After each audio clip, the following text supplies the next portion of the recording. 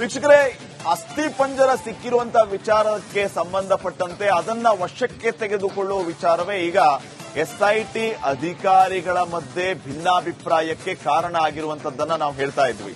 ಅದನ್ನ ವಶಕ್ಕೆ ತೆಗೆದುಕೋಬೇಕು ಅಂತಂದ್ರೆ ಯುಡಿಆರ್ ಮತ್ತೊಂದು ಮಗದೊಂದು ಎಲ್ಲವೂ ಕೂಡ ಪ್ರಸ್ತಾಪ ಆಗ್ತಾ ಇದೆ. ವರ್ಗೀಸ್ ಅವರ ಸೂಚನೆಯ ವಿರೋಧ ವ್ಯಕ್ತವಾಗ್ತಾ ಇರುವಂತದ್ದು.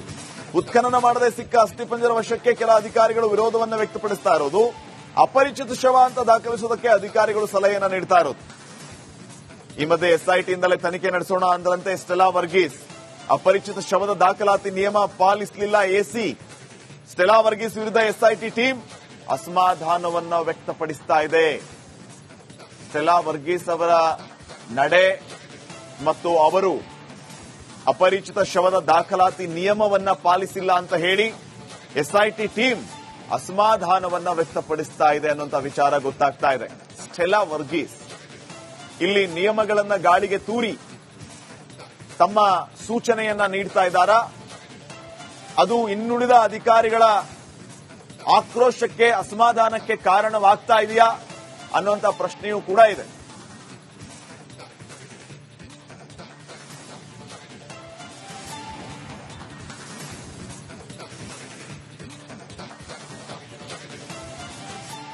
ಇನ್ನಷ್ಟು ಮಾಹಿತಿಯನ್ನ ಕೊಡೋದಕ್ಕೆ ನನ್ನ ಕೊಲೀಗ್ ನಾಗೇಂದ್ರ ಬಾಬು ಈಗ ನೇರ ಸಂಪರ್ಕದಲ್ಲಿ ಜಾಯ್ನ್ ಆಗ್ತಿದ್ದಾರೆ. ನಾಗೇಂದ್ರ ಬಾಬು, ನಮ್ಮ ವ್ಯೂವರ್ಸ್ಗೆ ಗೊಂದಲ ಇಲ್ಲದ ರೀತಿಯಲ್ಲಿ ಈ ಗೊಂದಲ ಏನು ಅಸಲಿಗೆ? ಯಾಕೆ ಎಸ್ಐಟಿ ಅಧಿಕಾರಿಗಳ ರೀತಿಯಲ್ಲಿ ಯಾವ ಕಾರಣಕ್ಕಾಗಿ ಭಿನ್ನಾಭಿಪ್ರಾಯ ಮೂಡ್ತಾ ಇದೆ? ಏನಿದು ಅಪರಿಚಿತ ಶವ ಸಿಕ್ಕಾಗ ಪಾಲನೆ ಮಾಡಬೇಕಾದಂತಹ ದಾಖಲಾತಿ ನಿಯಮಗಳು? ಇದನ್ನು ಸರಳವಾಗಿ ಹೇಳ್ಬೋದಾ?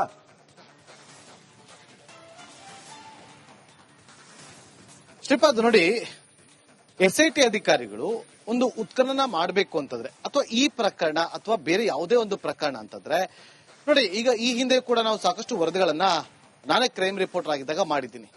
ಯಾವುದೋ ಒಂದು ಅನುಮಾನ ಬಂದಾಗ ಒಂದು ಹೂತಿಟ್ಟ ಮೃತದೇಹವನ್ನ ಹೊರಕ್ಕೆ ತೆಗೆಯಬೇಕು ಅಂತಂದ್ರೆ ಅಲ್ಲಿ ಸಕ್ಷಮ ತನಿಖಾ ತಂಡದ ಸಕ್ಷಮ ಹಿರಿಯ ಅಧಿಕಾರಿಗಳಿರಬೇಕು, ಸ್ಥಳೀಯ ಅಧಿಕಾರಿಗಳಿರಬೇಕು ಅನ್ನೋದು ಒಂದು ಪ್ರಕ್ರಿಯೆ. ಅದೇ ರೀತಿಯಾಗಿ ಎಸ್ಐಟಿ ತನಿಖಾ ತಂಡ ಈಗ ಉತ್ಖನನ ಕಾರ್ಯವನ್ನ ಏನು ಆರಂಭ ಮಾಡಿದೆ, ಅಲ್ಲಿ ಮ್ಯಾಜಿಸ್ಟ್ರೇಟ್ ಲೆವೆಲ್ನ ಎಸಿ ಅಧಿಕಾರಿ ಇರಲೇಬೇಕು. ಅದು ಪ್ರಕ್ರಿಯೆ ಕೂಡ ಹೌದು, ಮಾನದಂಡ ಕೂಡ ಹೌದು. ಅದೇ ರೀತಿಯಾಗಿ ಎಸಿ ಒಬ್ರು ಮ್ಯಾಜಿಸ್ಟ್ರೇಟ್ ಲೆವೆಲ್ ನಲ್ಲಿ ಇರ್ತಾರೆ. ಹಾಗಾಗಿ ಎಸಿ ಕೊಟ್ಟಂತ ಸೂಚನೆ ಮೇರೆಗೆ ಎಸ್ಐಟಿ ಅಧಿಕಾರಿಗಳು ಸ್ಥಳದಲ್ಲಿ ಏನೇ ಇದ್ರೂ ಕೂಡ ಅದನ್ನ ಅವರು ಪಾಲನೆ ಮಾಡಲೇಬೇಕಾಗತ್ತೆ. ನಿನ್ನೆ ಇದೇ ವಿಚಾರವಾಗಿ ಒಂದಷ್ಟು ಗೊಂದಲಗಳು ಸೃಷ್ಟಿಯಾಗಿತ್ತು.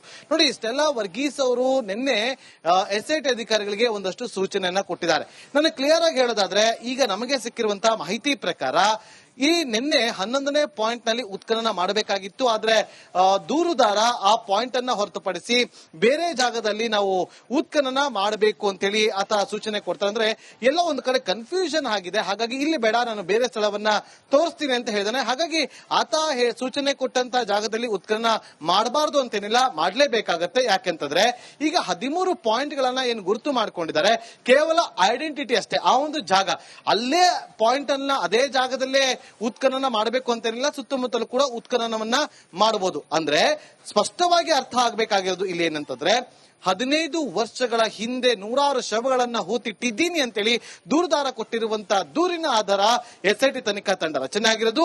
ಅದನ್ನ ತನಿಖೆಯನ್ನ ಮಾಡೋದಕ್ಕೆ ಎಸ್ಐಟಿ ತಂಡ ರಚನೆ ಆಗಿದೆ. ಹಾಗಾಗಿ ಈ 10 ಪಾಯಿಂಟ್ಗಳಲ್ಲಿ ಪ್ರಮುಖವಾಗಿ ಉತ್ಖನನ ಮಾಡಿದಾಗ ಅಲ್ಲಿ ಏನು ಪತ್ತೆ ಆಗಿಲ್ಲ, ಕೆಲವೊಂದಷ್ಟು ಪಾಯಿಂಟ್ ಗಳನ್ನ ಹೊರತುಪಡಿಸಿದ್ರೆ ಇನ್ನುಳಿದಂತೆ 3 ಪಾಯಿಂಟ್ಗಳಲ್ಲಿ ಕೂಡ ಉತ್ಖನನ ಮಾಡಬೇಕು.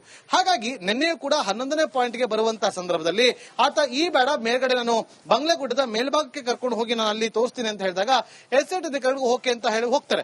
ಆದ್ರೆ ಅಲ್ಲಿಗೆ ಹೋಗ್ತಾ ಇದ್ದಂತಾರೆ, ಅಂದ್ರೆ ನಡ್ಕೊಂಡು ಹೋಗ್ಬೇಕಾದ್ರೆ ಆ ಪರಿಸರದಲ್ಲಿ ಒಂದು ಅಸ್ಥಿ ಪಂಜರ ಪತ್ತೆ ಆಗುತ್ತೆ. ಅದನ್ನ ತಾವು ವಶಕ್ಕೆ ಪಡೆದುಕೊಳ್ಬೇಕಾ ಅಥವಾ ಇಲ್ವಾ ಅನ್ನೋದು ಒಂದಷ್ಟು ಚರ್ಚೆಗಳು ಪಡೆದುಕೊಳ್ತಾರೆ. ಹಿರಿಯ ಅಧಿಕಾರಿಗಳ ಸಲಹೆಯನ್ನ ಕೂಡ ಅಲ್ಲಿದ್ದಂತ ಎಸ್ಐಟಿ ಅಧಿಕಾರಿಗಳು ತೆಗೆದುಕೊಳ್ತಾರೆ. ಹಾಗಾಗಿ ಎಲ್ಲೋ ಒಂದ್ ಕಡೆ ಹಿರಿಯ ಎಸ್ಐಟಿ ಅಧಿಕಾರಿಗಳು ಒಂದು ಸೂಚನೆಯನ್ನ ಕೊಡ್ತಾರೆ, ಇದು ತಮ್ಮ ವಶಕ್ಕೆ ತೆಗೆದುಕೊಳ್ಳೋದಕ್ಕೆ ಆಗೋದಿಲ್ಲ. ಕಾರಣ, ಹೂತಿಟ್ಟಿರುವಂತಹ ಶವಗಳನ್ನ ಹೊರಕ್ಕೆ ತೆಗೆದು ತನಿಖೆಯನ್ನ ಮಾಡಬೇಕಾಗಿರೋದು ಎಸ್ಐಟಿ ತನಿಖಾ ತಂಡಕ್ಕೆ ಇರುವಂತಹ ಸೂಚನೆ. ಆದ್ರೆ ಅಲ್ಲಿ ಪರಿಸರದಲ್ಲಿ ಮೇಲ್ಭಾಗದಲ್ಲೇ ಸಿಕ್ಕಿದ್ದ ಅಸ್ಥಿ ಪಂಜರವನ್ನ ವಶಕ್ಕೆ ಪಡೆದುಕೊಳ್ಬೇಕು ಬೇಡೋ ಅನ್ನೋ ಗೊಂದಲ ಸೃಷ್ಟಿಯಾಗುತ್ತೆ. ಹಾಗಾಗಿ ಹಿರಿಯ ಪೊಲೀಸ್ ಅಧಿಕಾರಿಗಳ ಸಲಹೆಯನ್ನ ಪಡೆದುಕೊಂಡು ಆ ಬಳಿಕ ಅದನ್ನ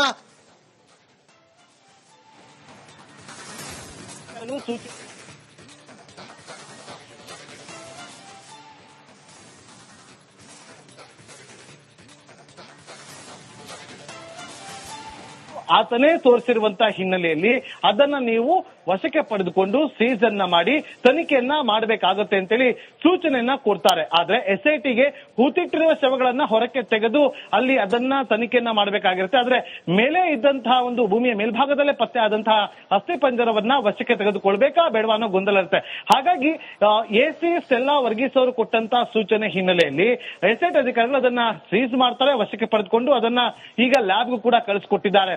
Shripad. Okay, thank you Nagendra Babu. ಮತ್ತೆ ನಿಮ್ಮನ್ನ ಸಂಪರ್ಕಿಸ್ತೀವಿ. ಸದ್ಯ ಏನೆಲ್ಲ ಬೆಳವಣಿಗೆ ಆಗ್ತಾ ಇದೆ ಅನ್ನೋದ್ರ ಬಗ್ಗೆ ಮಾಹಿತಿಯನ್ನ ನೀಡ್ತಾ ಇದ್ರು. SIT ಅಧಿಕಾರಿಗಳ ಮಧ್ಯೆ ಈ ವಿಚಾರವೇ ಭಿನ್ನಾಭಿಪ್ರಾಯಕ್ಕೆ ಕಾರಣ ಆಗಿದೆ ಅನ್ನುವಂತಹ ವಿಚಾರ ಈಗ ಗೊತ್ತಾಗ್ತಾ ಇದೆ.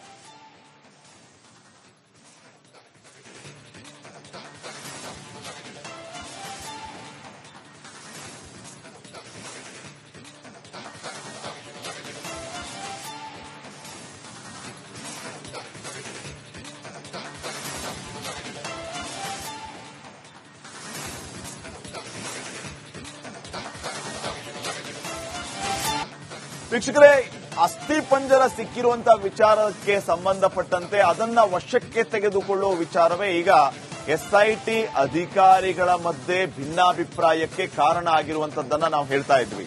ಅದನ್ನ ವಶಕ್ಕೆ ತೆಗೆದುಕೋಬೇಕು ಅಂತಂದ್ರೆ UDR ಮತ್ತೊಂದು ಮಗದೊಂದು ಎಲ್ಲವೂ ಕೂಡ ಪ್ರಸ್ತಾಪ ಆಗ್ತಾ ಇದೆ. ವರ್ಗೀಸ್ ಅವರ ಸೂಚನೆಯ ವಿರೋಧ ವ್ಯಕ್ತವಾಗ್ತಾ ಇರುವಂತದ್ದು. ಉತ್ಖನನ ಮಾಡದೆ ಸಿಕ್ಕ ಅಸ್ಥಿಪಂಜರ ವಶಕ್ಕೆ ಕೆಲ ಅಧಿಕಾರಿಗಳು ವಿರೋಧವನ್ನು ವ್ಯಕ್ತಪಡಿಸ್ತಾ ಇರೋದು, ಅಪರಿಚಿತ ಶವ ಅಂತ ದಾಖಲಿಸುವುದಕ್ಕೆ ಅಧಿಕಾರಿಗಳು ಸಲಹೆಯನ್ನು ನೀಡ್ತಾ ಇರೋದು. ಈ ಮಧ್ಯೆ SIT ಇಂದಲೇ ತನಿಖೆ ನಡೆಸೋಣ ಅಂದ್ರಂತೆ ಸ್ಟೆಲ್ಲಾ ವರ್ಗೀಸ್. ಅಪರಿಚಿತ ಶವದ ದಾಖಲಾತಿ ನಿಯಮ ಪಾಲಿಸಲಿಲ್ಲ AC. ಸ್ಟೆಲ್ಲಾ ವರ್ಗೀಸ್ ವಿರುದ್ಧ SIT ಟೀಮ್ ಅಸಮಾಧಾನವನ್ನ ವ್ಯಕ್ತಪಡಿಸ್ತಾ ಇದೆ. ಸ್ಟೆಲ್ಲಾ ವರ್ಗೀಸ್ ಅವರ ನಡೆ ಮತ್ತು ಅವರು ಅಪರಿಚಿತ ಶವದ ದಾಖಲಾತಿ ನಿಯಮವನ್ನ ಪಾಲಿಸಿಲ್ಲ ಅಂತ ಹೇಳಿ SIT ಟೀಮ್ ಅಸಮಾಧಾನವನ್ನ ವ್ಯಕ್ತಪಡಿಸ್ತಾ ಇದೆ ಅನ್ನುವಂತ ವಿಚಾರ ಗೊತ್ತಾಗ್ತಾ ಇದೆ. ಸ್ಟೆಲ್ಲಾ ವರ್ಗೀಸ್ ಇಲ್ಲಿ ನಿಯಮಗಳನ್ನ ಗಾಳಿಗೆ ತೂರಿ ತಮ್ಮ ಸೂಚನೆಯನ್ನ ನೀಡ್ತಾ ಇದ್ದಾರಾ? ಅದು ಇನ್ನುಳಿದ ಅಧಿಕಾರಿಗಳ ಆಕ್ರೋಶಕ್ಕೆ, ಅಸಮಾಧಾನಕ್ಕೆ ಕಾರಣವಾಗ್ತಾ ಇದೆಯಾ ಅನ್ನುವಂತ ಪ್ರಶ್ನೆಯೂ ಕೂಡ ಇದೆ.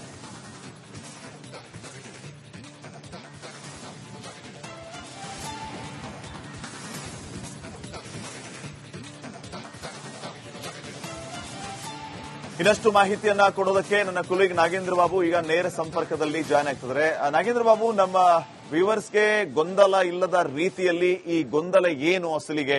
ಯಾಕೆ SIT ಅಧಿಕಾರಿಗಳ ರೀತಿಯಲ್ಲಿ ಯಾವ ಕಾರಣಕ್ಕಾಗಿ ಭಿನ್ನಾಭಿಪ್ರಾಯ ಮೂಡ್ತಾ ಇದೆ? ಏನಿದು ಅಪರಿಚಿತ ಶವ ಸಿಕ್ಕಾಗ ಪಾಲನೆ ಮಾಡಬೇಕಾದಂತಹ ದಾಖಲಾತಿ ನಿಯಮಗಳು?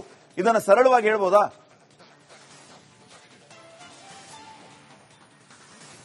ಶ್ರೀಪಾದ್, ನೋಡಿ, SIT ಅಧಿಕಾರಿಗಳು ಒಂದು ಉತ್ಖನನ ಮಾಡಬೇಕು ಅಂತಂದ್ರೆ ಅಥವಾ ಈ ಪ್ರಕರಣ ಅಥವಾ ಬೇರೆ ಯಾವುದೇ ಒಂದು ಪ್ರಕರಣ ಅಂತಂದ್ರೆ ನೋಡಿ, ಈಗ ಈ ಹಿಂದೆ ಕೂಡ ನಾವು ಸಾಕಷ್ಟು ವರದಿಗಳನ್ನ ನಾನೇ ಕ್ರೈಮ್ ರಿಪೋರ್ಟರ್ ಆಗಿದ್ದಾಗ ಮಾಡಿದ್ದೀನಿ. ಯಾವುದೋ ಒಂದು ಅನುಮಾನ ಬಂದಾಗ ಒಂದು ಹೂತಿಟ್ಟ ಮೃತದೇಹವನ್ನ ಹೊರಕ್ಕೆ ತೆಗೆಯಬೇಕು ಅಂತಂದ್ರೆ ಅಲ್ಲಿ ಸಕ್ಷಮ ತನಿಖಾ ತಂಡದ ಸಕ್ಷಮ ಹಿರಿಯ ಅಧಿಕಾರಿಗಳಿರಬೇಕು, ಸ್ಥಳೀಯ ಅಧಿಕಾರಿಗಳಿರಬೇಕು ಅನ್ನೋದು ಒಂದು